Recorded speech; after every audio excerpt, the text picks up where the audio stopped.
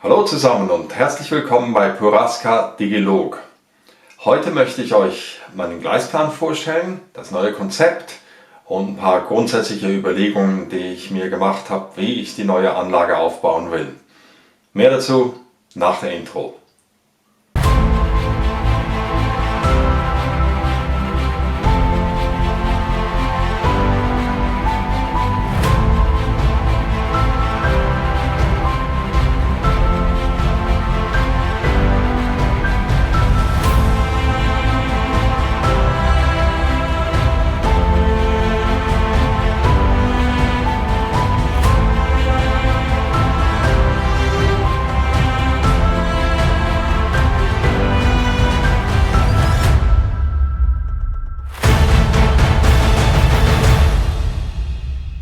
So, also ich bin der Serge und die Anlage heißt Puraska Digilog.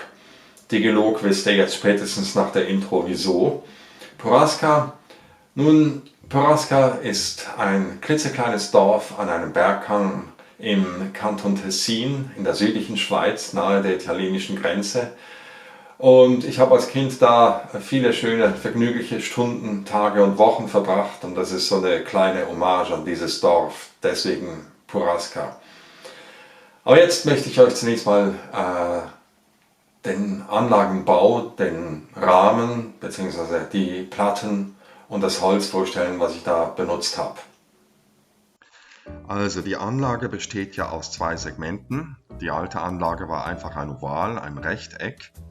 Die neue Anlage, da habe ich die Segmente etwas anders arrangiert und ein L draus gemacht.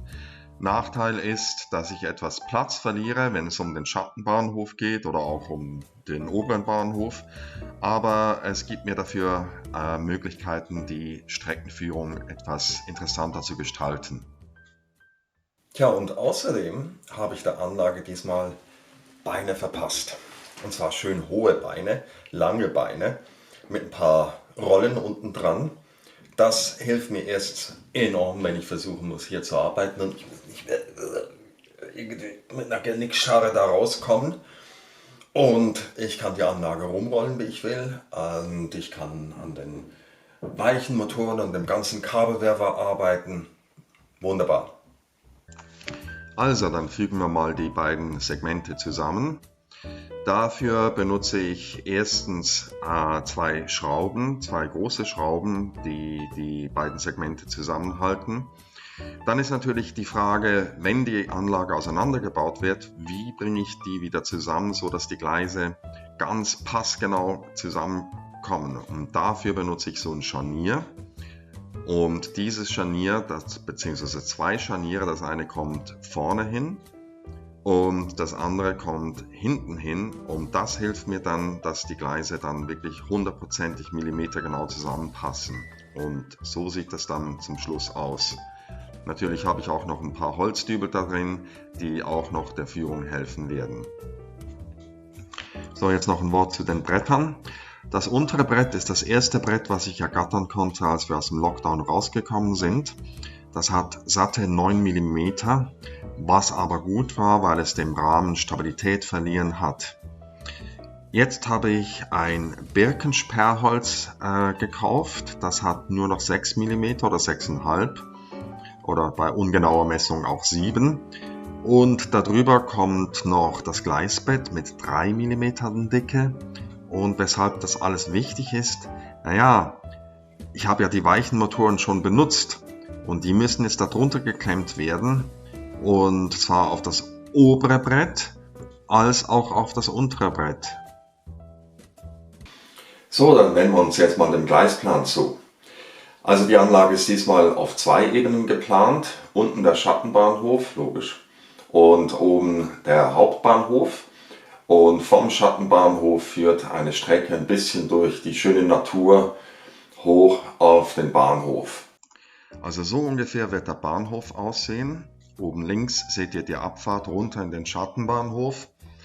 Der Schattenbahnhof, der wird viergleisig sein. Im Moment sind erst 2 Gleise verlegt. Geht dann über in eine Steigung und kommt durch die schöne Natur, wie gesagt, langsam wieder hoch zurück zum Bahnhofsgelände. So, und hier habe ich versucht einzuzeichnen, wie die Züge verkehren werden. Bei mir fahren die Züge ja auf der richtigen Seite, nämlich links.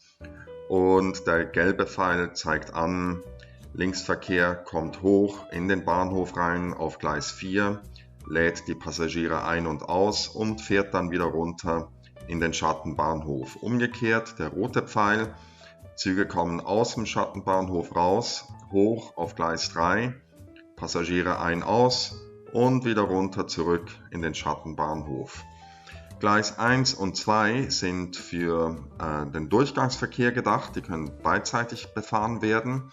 Gleis 2 in erster Linie für Güterzüge oder Fernzüge, die gar nicht auf diesem kleinen Bahnhof halten werden. Und Gleis 1 ist gedacht so für den Nahverkehr. Ja, und jetzt kommen wir zur ersten Knacknuss. Also vom Schattenbahnhof muss ich hochfahren zum Bahnhof, zum Hauptbahnhof. Und das heißt, da ist das Brett, darüber kommt das Gleisbett, dann kommt das Gleis, dann kommt die Lok und unter dem Bahnhof, dem Hauptbahnhof, hängen ja auch die Weichenmotoren. Die sind ja Unterflur.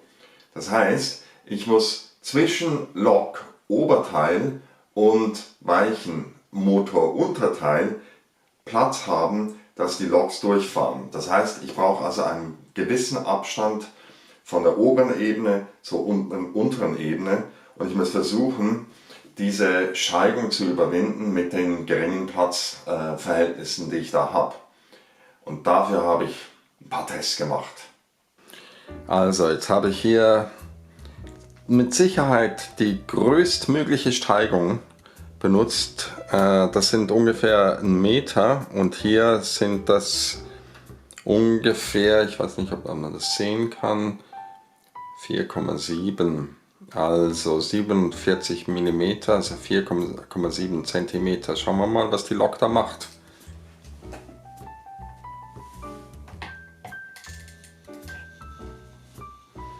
Na, geht doch prima.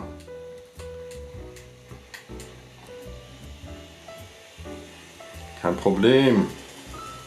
So, also mein längster Zug, der hat 5 Waggons. Jetzt hänge ich erstmal 2 Waggons dran und dann sehen wir, was passiert.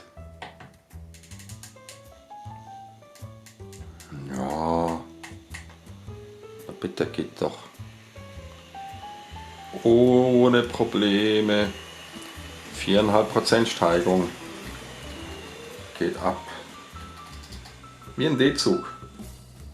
So, und jetzt habe ich 4 Waggons dran gehängt. 4 von den 5. Dann wollen wir mal schauen, was passiert.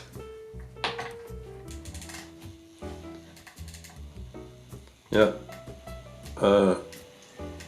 Also.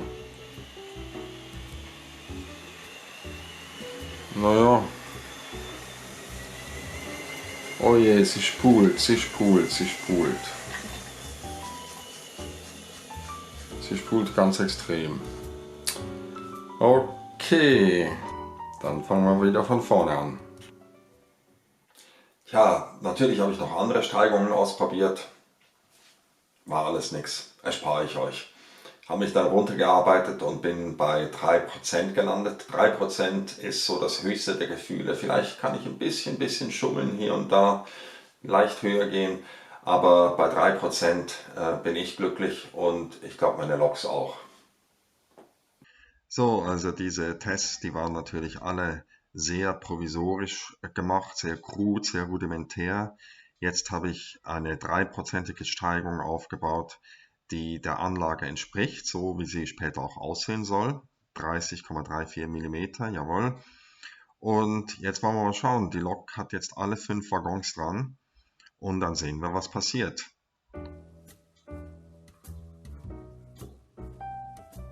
Und sie zieht los und ohne Probleme geht sie den Berg hoch, ganz sanft, in der Langsamfahrt, ohne Spulen, ohne nix, genauso wie es sein soll. So, das war's für heute. Jetzt habt ihr die Anlage kennengelernt, beziehungsweise das Konzept. Habe euch ein paar Dinge erzählt, was ich so alles bedacht habe, bedenken musste.